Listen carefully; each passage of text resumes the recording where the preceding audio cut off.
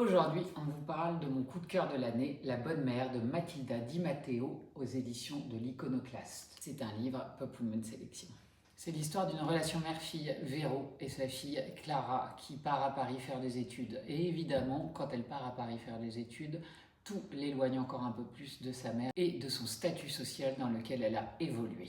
Ce livre, c'est avant tout une histoire d'amour hyper forte entre une mère et sa fille et toutes les différences qui peuvent les réunir ou les éloigner. Je vais vous en lire un extrait. Je me doutais bien, avec sa grande école et ses grands airs, qu'elle allait nous ramener un petit Parisien.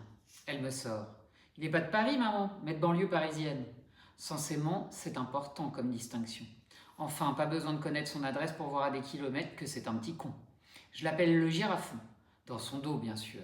Son grand dos tout fin, son long cou de girafe, un cou à égorger, vraiment. Pas que j'y pense, en tout cas pas encore, mais c'est pour dire la taille du cou. Et puis cet air, à croire qu'il est en safari partout où il bouge lentement sa grande tige, comme s'il avait peur de marcher sur une bombe ou sur une bouse de paysan. J'ai toujours su que Paris, c'était le début de la fin.